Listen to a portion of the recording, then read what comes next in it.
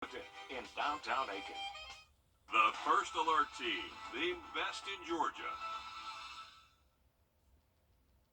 You're watching News 12 live at 5. Continues.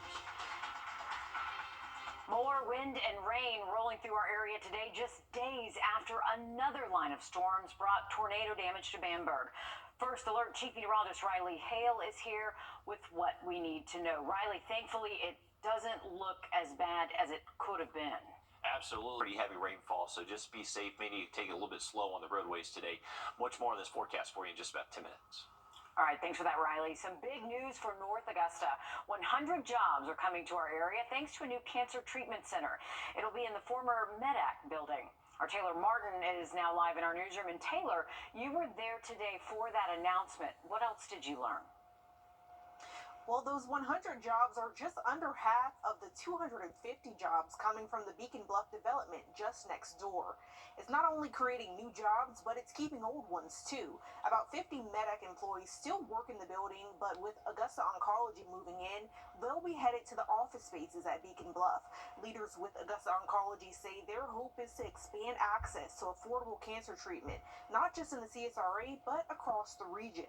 They expect to see about 400 patients a day from the River region, Charleston, Atlanta, and Columbia once they open their doors at the end of the year. We will save the patients over $1 million in copays. We will also save our payers over $2 million in reimbursement. And that was a case study we did only on 2 insurers.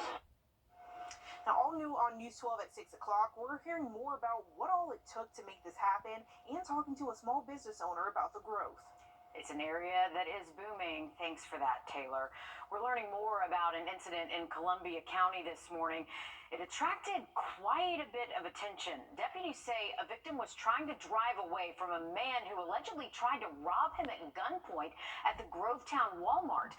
Deputies made contact with the suspect at the nearby Food Lion, but they say the suspect got away, continuing down Lewiston Road until deputies say the suspect was involved in a crash.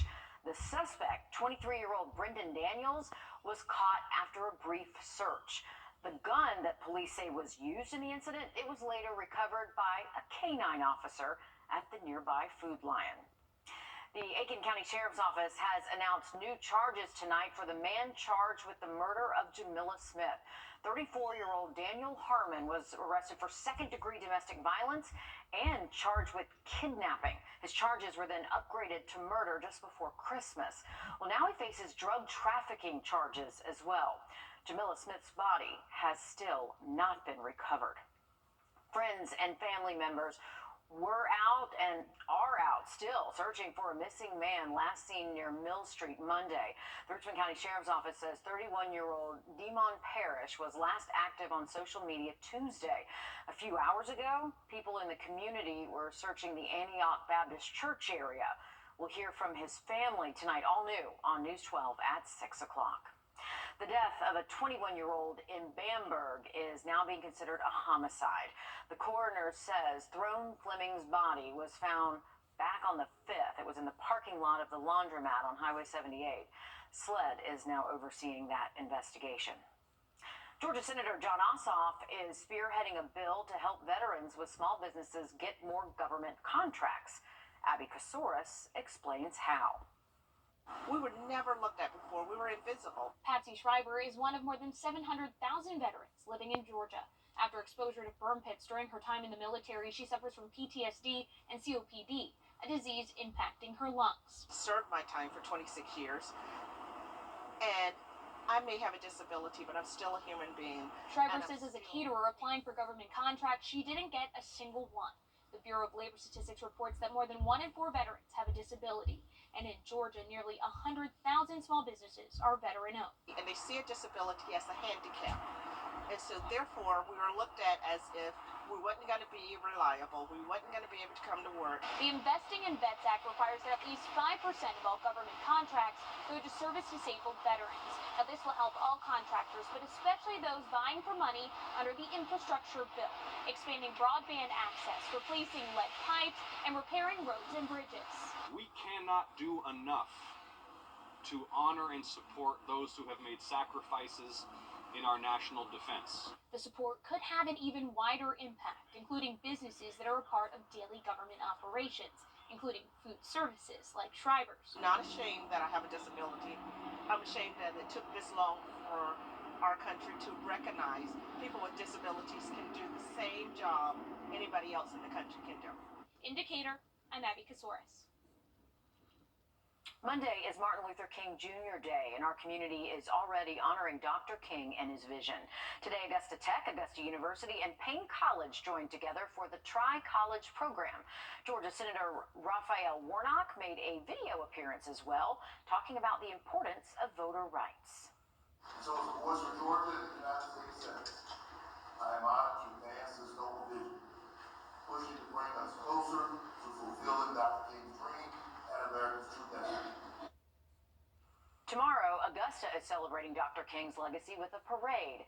This means, of course, some road closures on James Brown Boulevard, Wrightsboro Road, Augusta Avenue, Laney Walker Boulevard, and 11th Street. That parade is set to start at 1 p.m. at Dias Park Community Center. The new Georgia Project will be there with a table set up to help register people to vote just before the parade. Spring sports like soccer, baseball, softball, flag football, and lacrosse are set to start soon. Recreational sports registrations around our area are starting to open up. Right now, Columbia County spring sports signups are open through February 2nd. And on Monday, Aiken County soccer registration window opens, followed by the rest of spring sports on the 23rd. Richmond County's registration, that opens February 12th. It is that time of year. The football coaching carousel is in full swing. Dan is breaking that down next. Coming up, Riley. And we are keeping a close eye on two different thunderstorms across the area. One north of Augusta moving through Edgefield County, heading towards Saluda County next, and another one getting closer towards us here in the metro. Update for you just after a quick break.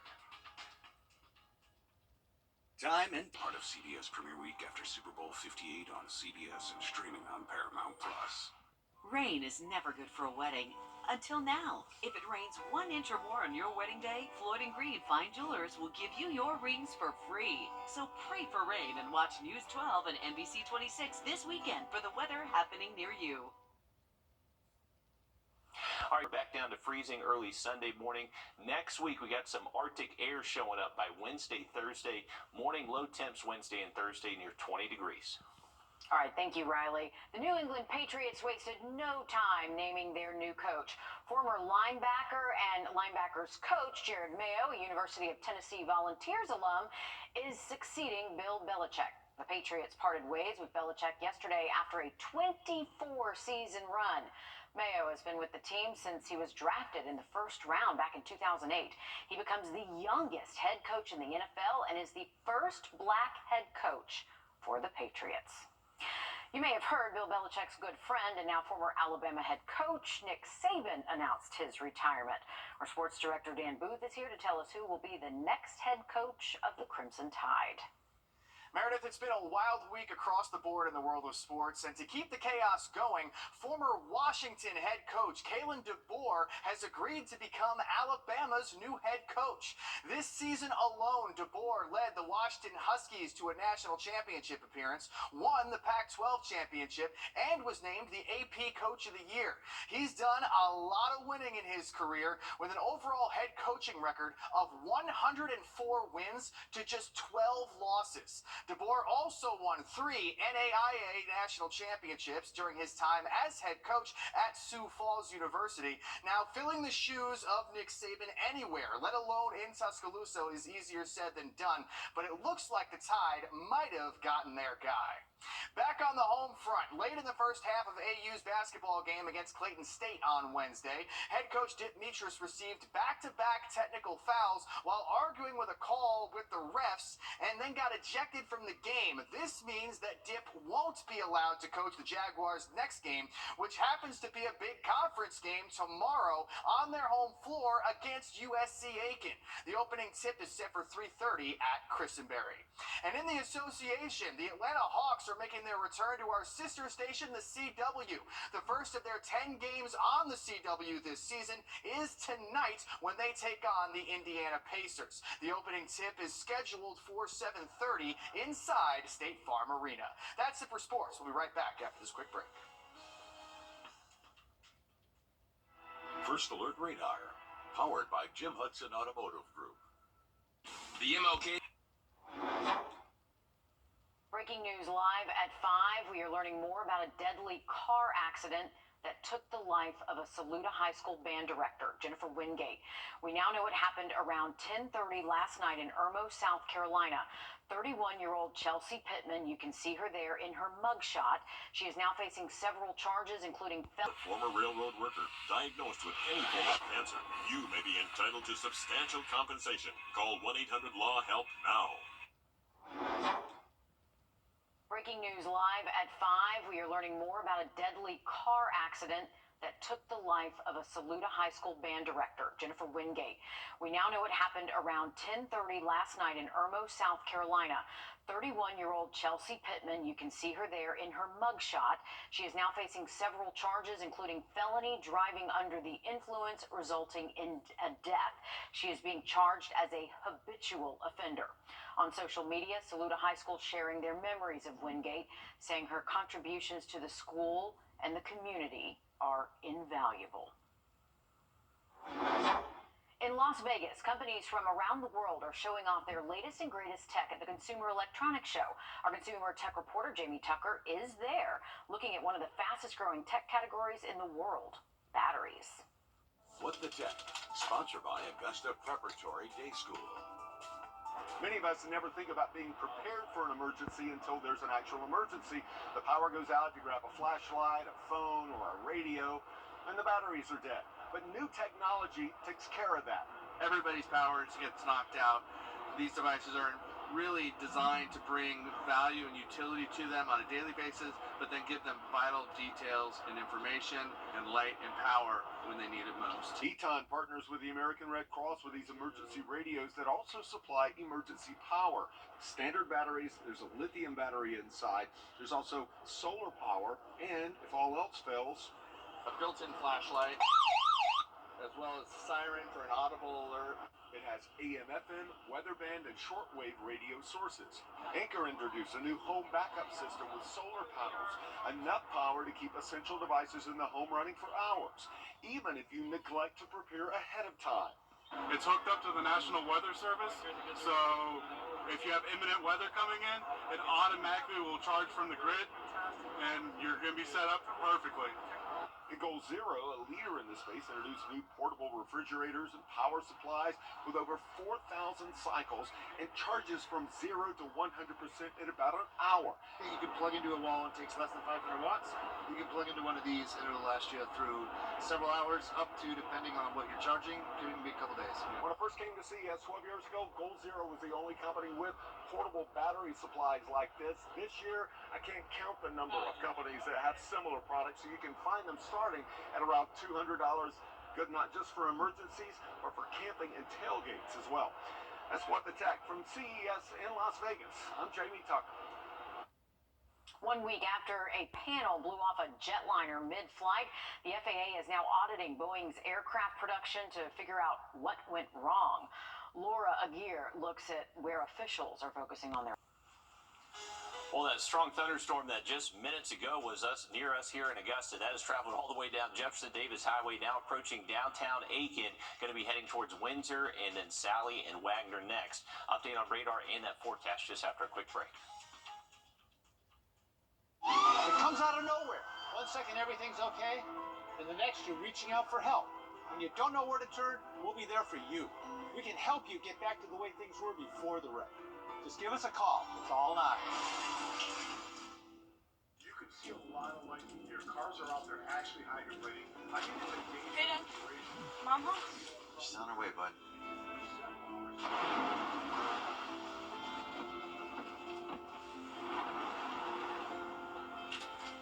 Hey, hon. It's nasty out there. Yeah, I'm glad you're home. Stay safe. I will. Tell them to save me some. When others head in, we head out. Dominion Energy. That's 999-9999.